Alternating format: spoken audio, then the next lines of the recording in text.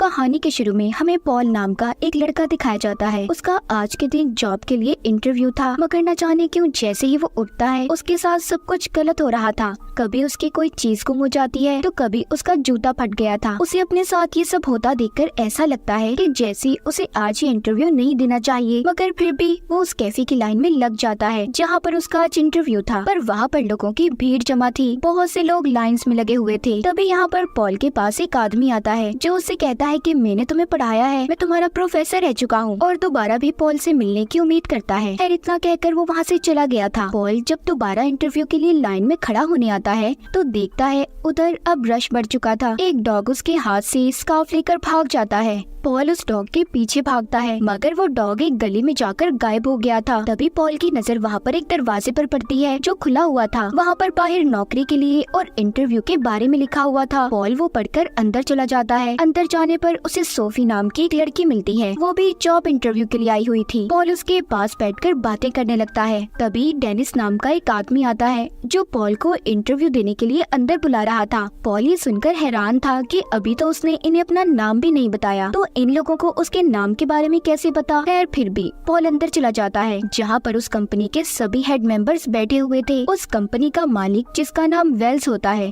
वो पॉल से पूछता है कि आखिर तुम यहाँ पर इंटरव्यू देने कैसे पहुँचे। पॉल उन्हें अब अपनी सारी कहानी के बारे में बताता है। कहता है कि जब मैं सुबह उठा तब से मेरे साथ सब कुछ गलत हो रहा है। आते हुए मेरी बस छूट गई, फिर जिसके बाद मुझे जिस कैफे में इंटरव्यू देने जाना था उधर बहुत रश था। मैं जब लाइन में खड़ा हुआ तो एक डॉग मेरा स्कार्फ लेकर इस तरफ भाग आया। मैंने फिर एक दरवाजा देखा और मैं नहीं जानता था कि इधर कोई कंपनी है। बात करते हुए बार बार पॉल एक दीवार को देख रहा था। वेल्स पूछता है तुम बार बार उधर क्या देख रहे हो। वो कहता है सामने जो दीवार है मुझे लगता है कि वो लंदन का नक्शा है, जो कि थोड़ा अजीब है। ये सुनकर बाकी के जितने भी लोग उधर बैठे हुए थे सभी हैरान हो जाते हैं। फिर जिसके बाद वही आदमी डेनिस आता है जो पॉल को अंदर बुला कर गया था। वो पॉल से कहता है अब तुम यहाँ से जा सकते हो। पॉल भी बेचारा समझ गया था कि इतनी बड़ी कंपनी में भला उसे नौकरी कौन देगा। पॉल उसी दरवाजे से बाहर आ गया था जहाँ पर अब वो डॉग भी था जो उसका स्कार्फ लेकर भागा था। वो उसे वापस कर देता है। पॉल घर आ गया था जहाँ पर आकर उसे ये बात पता चलती है जो लड़का पहले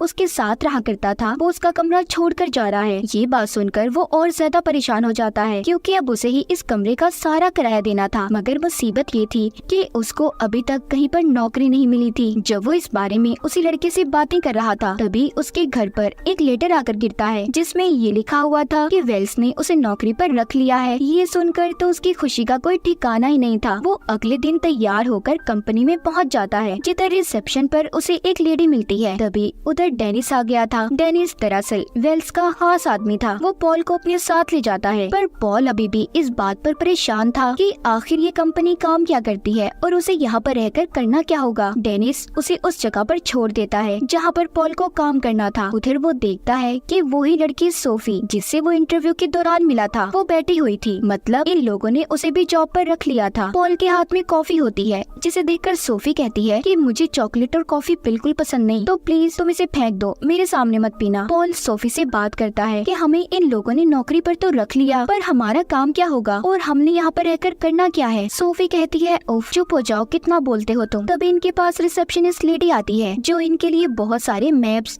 नक्शे लाई थी। वो इन्हें उसमें एक खास जगह का नाम बताकर उन मैप्स में ढूंढने का कहती है। दोनों अपने काम पर लग गए थे। बहुत ज्यादा ढूंढने के बाद भी इन्हें उस खास जगह का नाम नहीं मिलता। ब्रेक भी हो गई थी। ब्रेक में जब दोनों नीचे आते हैं तो इसी कंपनी में काम करने वाली एक लेडी दोनों को बाहर ले आई थी और सोफी से कहती है कि तुम सामने उस लड़की को देखो जो गार्डन बाग में बैठी किताब पढ़ रही है। तुम्हें उसकी किताब और उसके दिमाग को पढ़ना होगा। वो एक कहानी पढ़ रही है। जब उसकी कहानी का कैरेक्टर पानी में गिर जाएगा बस मुझे तब बता देना।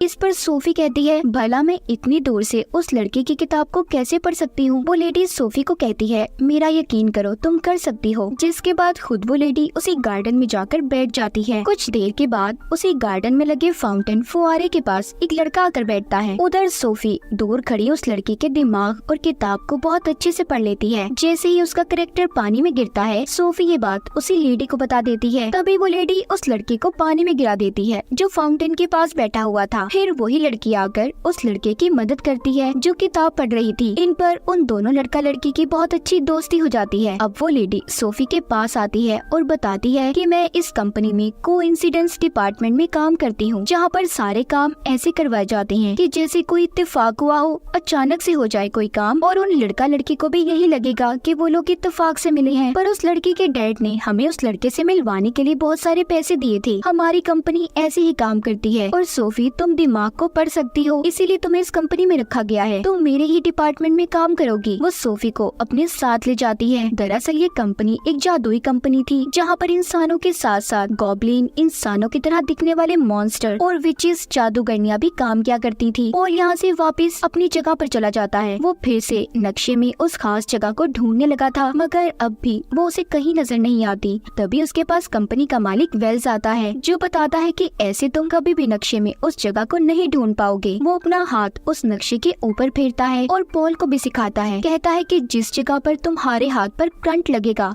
वही वो खास जगह होगी जिससे तुम्हें पता चल जाएगा। जिसके बाद वो पॉल को अपने साथ ले जाता है। पॉल वेल्स से पूछता है कि आखिर आपकी कंपनी काम क्या करती है। वो बताता है हमारी कंपनी लोगों की फीलिंग्स, एहसासात को बदलने का काम करती है, जैसे किसी इंसान को प्यार करवाना या किसी का डाइवोर्स, तलाक करवा देनी, ये सब कुछ। वो पॉल को अपने ऑफिस में ले जाता है और कहता है पॉल, क्या तुम जानते हो तुम्हारे अंदर एक खासियत है, तुम छुपी हुई चीजों को तलाश कर सकते हो, जो चीजें एक आम इंसान नहीं देख सकता। तुम्हारी आंखें उन्हें ढूंढ सकती हैं। तुम्हारे मॉम डैड को तुम पर फख्र होगा। और ये बात मैंने तुम्हारे अंदर तब देखी जब पहली बार तुम इंटरव्यू देने के लिए आए थे। तुमने उस दीवार पर नक्शा ढूंढा था। तभी उधर डेनिस आ जाता है जो वेल्स से कहता है नहीं, पॉल ऐसा नहीं कर सकता, उसके डैड तो बिल्कुल भी उससे प्यार नहीं करते थे। ये सुनकर वेल्स कहता है नहीं, इस बात से इन चीजों पर कोई फर्क नहीं पड़ता। मेरे डैड भी मुझसे नफरत करते थे। उन्होंने मुझसे एक कॉन्ट्रैक्ट पर साइन करवाए कि अगर मैंने उन्हें धोखा दिया तो वो मेरी सोल, आत्मा को कैद कर देंगे। पर अब मेरे डैड इस दुनिया में नहीं है तो मैं अब फ्री हूँ। वेल्स यहीं पर पॉल को एक पोर्टेबल डोर ढूंढने का कहता है जो इस मूवी का नाम भी है। वो बताता है कि वो बहुत खास है, वो एक जादुई दरवाजा है जिससे हम कहीं पर किसी भी जगह पर जा सकते हैं और तुम इसलिए यहाँ पर हो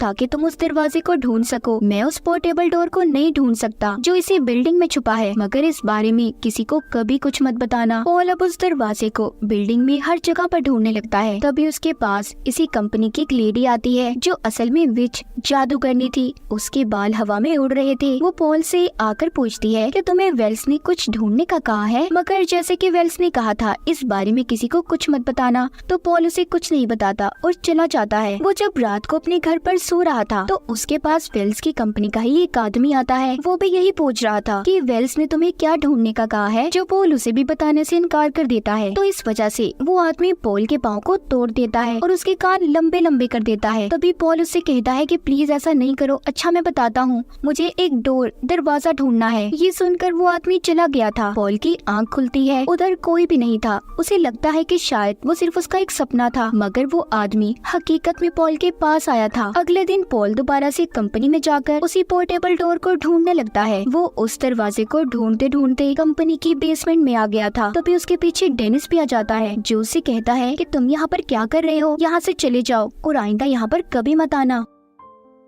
उधर दूसरी तरफ सोफी भी कोइंसिडेंस डिपार्टमेंट में काम कर रही थी। वो लोगों को इत्तेफाक से मिलवाया करती थी, मगर अब उसे अपने अंदर कुछ बदलाव महसूस होते हैं। उसे ऐसा लग रहा था कि जैसे उसके दिलो दिमाग को कोई कंट्रोल कर रहा हो, इसीलिए वो अब इस नौकरी को छोड़ना चाहती थी। वो इस डिपार्टमेंट की हेड से इसी सिलसिले में बात करती है, जिस पर वो लेडी कहती है कि तुम इस तरह इस जॉब को छोड़कर नहीं जा सकती क्योंकि तुमने कॉन्ट्रैक्ट पेपर पर साइन किए हैं। तभी वहाँ पर पॉल आ जाता है जो उससे कहता है कि चलो मेरे साथ। सोफी उसके सामने चॉकलेट खाती है। पॉल पूछता है कि कल तक तो तुम बिल्कुल भी इन चीजों को पसंद नहीं करती थी, आज क्या हो गया तुम्हें। वो उसे अपने साथ एक बार में ले जाता है जहाँ पर वो उसे बताती है कि पता नहीं मुझे क्या हो गया है, जो चीजें मुझे कभी पसंद नहीं थी वो मुझे अच्छी लगने लगी है। ये सब सुनकर पॉल कहता है ओ फिक्र नहीं करो, ऐसा अक्सर हो जाता है। सोफी कहती है तुम आजकल वेल्स के साथ काम कर रहे हो ना, मैंने सुना है, मेरी हेड मुझे बता रही थी कि एक दिन उसने अपने डैड को कहीं पर गायब कर दिया था, जिसके बाद आज तक वेल्स के डैड का कुछ पता न चल सका, तो जरा उनसे संभल कर रहना। मुझे लगता है कि डेनिस और वेल्स मिलकर कंपनी में कुछ करना चाहते हैं। अगले दिन रोज की तरह पॉल कंपनी में जाकर उसी पोर्टेबल डोर को ढूंढने लग जाता है। वो उसी बेसमेंट में वापस आ गया था जहाँ पर उसे डेनिस ने आने से मना किया था। वो डोर दरवाजे को ढूंढता ढूंढता एक दीवार के पास पहुँचता है जहाँ पर उसे कुछ अलग ही महसूस हो रहा था। उसे अपनी ताकतों से पता चल जाता है कि वो कोई दीवार नहीं बल्कि किसी जगह का रास्ता है। पॉल जब उसके अंदर जाता है तो वो एक जादूगर का कमरा था जहाँ पर कुछ अजीब चीजें पड़ी हुई थी। वहाँ पर उसे एक बड़ा सा स्टेपलर भी पड़ा दिखाई देता है। जब वो उसे हाथ लगाता है तो उसे अपनी ताकत, अपनी पावर से पता चलता है कि वो एक गॉब्लिन था। पॉल अपनी ताकत का इस्तेमाल करके उस पोर्टेबल डोर को भी ढूंढ लेता है जो उसे वेल्स ने ढूंढने के लिए कहा था। अब वो उस पोर्टेबल डोर जादुई दरवाजे की मदद से वापस कंपनी में आ जाता है। वो दरवाजा एक टॉवल तौलिए में बदल गया था। वो कंपनी में आकर छुपकर वेल्स की बातें सुनता है जहाँ पर वो सबको बता रहा था कि वो अपने ऑफिस के लोगों पर एक्सपेरिमेंट तजुर्बा कर रहा है। वो उन लोगों की पसंद नापसंद, उनकी फीलिंग्स, एहसासात और उनकी हर चीज को बदल देगा, जिसके बाद वो उन लोगों को अपने मुताबिक चला सकता है। और उसके इस एक्सपेरिमेंट का पहला शिकार सोफी थी, क्योंकि उसने जो कॉन्ट्रैक्ट पेपर साइन किए थे वो इसी चीज के बारे में थे और यही वजह थी कि सोफी को अपने अंदर बदलाव नजर आ रहे थे। ये सब सुनकर पॉल यहाँ से भागने लगता है।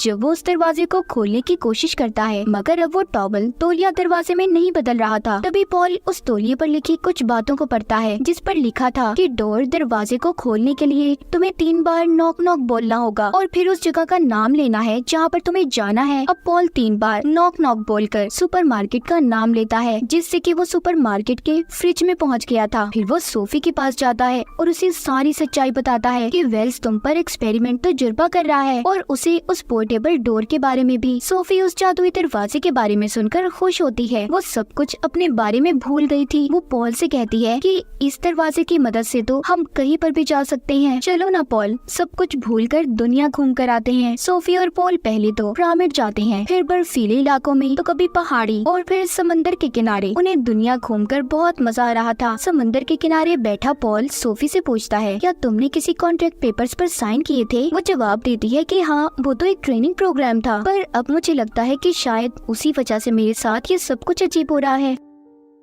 खैर, अब वो दोनों उस पोर्टेबल डोर की मदद से वापस से कंपनी में आते हैं और उस कॉन्ट्रैक्ट को ढूंढने लगते हैं। तभी उन्हें एक आदमी के नाम का कॉन्ट्रैक्ट मिलता है जिसमें उन्हें ये पता चलता है कि वेल्स यहाँ पर लोगों की सोल, आत्मा को चुराता है। वो पहले कॉन्ट्रैक्ट पेपर पर साइन करवाता है जिसके बाद उस पेपर को बैंक ऑफ डेड यानी कि मौत के बैंक में जमा करवा देता है। इस तरह वो उस इंसान की आत्मा को कैद कर सकता था। वो दोनों उस पेपर को पढ़ ही रहे थे, तभी उधर बहुत सारे गॉब्लिन्स, मॉन्स्टर्स आ जाते हैं। ये दोनों डरकर वहाँ से भाग गए थे। तभी इनके सामने डेनिस आता है। जब ये उसे बताती है कि हमारे पीछे बहुत सारे मॉन्स्टर्स लगे हुए हैं, तो तभी वो ये देखते हैं कि डेनिस भी एक गॉब्लिन है। कुछ देर के बाद उधर वेल्स भी आ जाता है। तभी उन दोनों की किसी बात को लेकर बहस हो रही थी। इस बात का फायदा उठाकर पॉल और सोफी उस पोर्टेबल डोर की मदद से यहाँ से भाग गए थे, मगर गलती से वो दरवाजा खुला रहता है। तभी वेल्स उन दोनों को एक ऐसी जगह पर भेज देता है जहाँ पर एक जेल था। उधर एक जेल में सोफी और पॉल को एक आदमी मिलता है जो असल में वेल्स के डैड थे, जो बताते हैं कि जब मुझे मेरे बेटे की शैतानी इरादों के बारे में पता चला कि वो लोगों की आत्माओं को कैद करता है, तो उसने मुझे इस जेल में कैद कर दिया ताकि मैं उसे कभी भी रोक ना पाऊँ। यानी कि जो बात सोफी ने पॉल को बताई थी कि वेल्स ने अपने डैड को कहीं पर गायब कर दिया,